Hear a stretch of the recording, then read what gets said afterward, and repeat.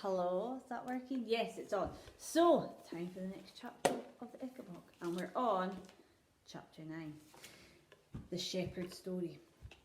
Your Majesty, said Herringbone, heading towards King Fred, who'd just risen from the throne, there is a shepherd from the marshlands here to petition you, sire. He's a little late. I could send him away if your Majesty wants his lunch.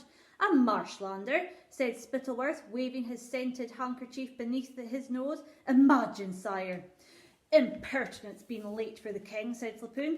No, said Fred, after a brief hesitation. No, if the poor fellow has travelled this far, we shall see him. Send him in, Herringbone.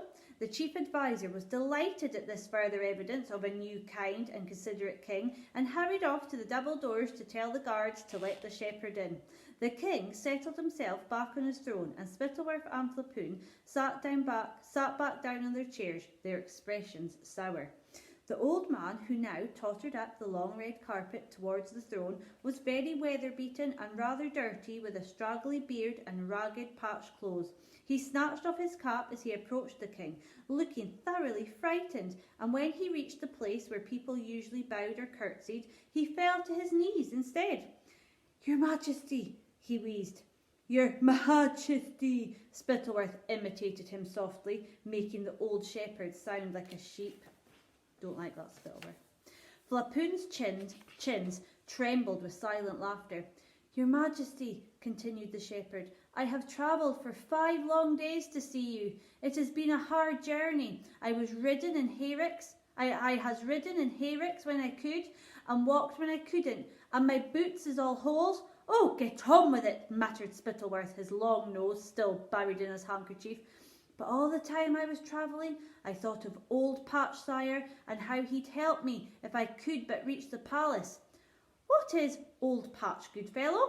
Asked the king, his eyes upon the shepherd's matched holey trousers. This, my old dog, sire, or was, I should perhaps say, replied the shepherd, his eyes filling with tears.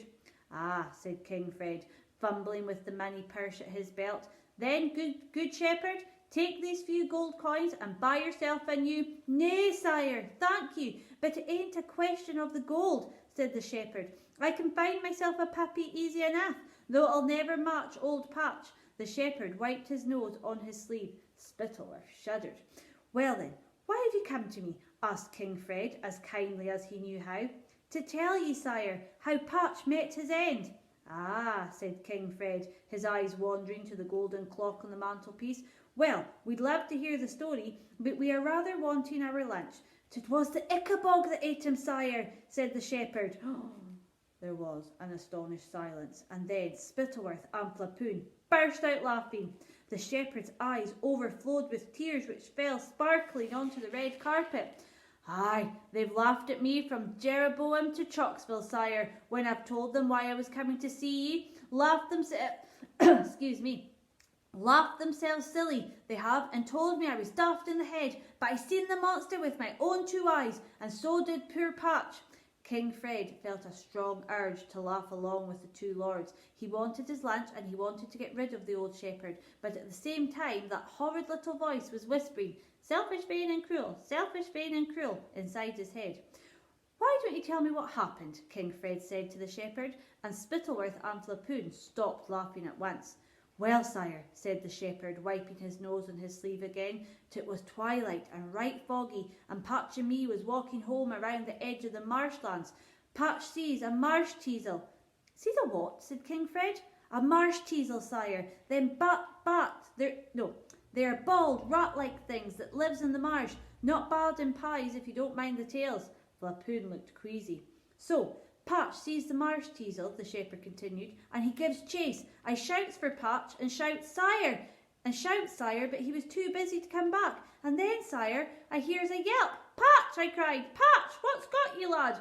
But Patch don't come back, sire. And then I sees it through the fog," said the shepherd in a low voice. "Huge it is, with eyes like lanterns, and a mouth as wide as that there throne, and its wicked teeth shining at me. And I forgets old Patch, sire, and I runs all the way home. And next day I sets off, sire, to come and see ye. The Ickabog got my dog, sire, and I wants it punished." The king looked down at the shepherd for a few seconds. Then, very slowly, he got to his feet.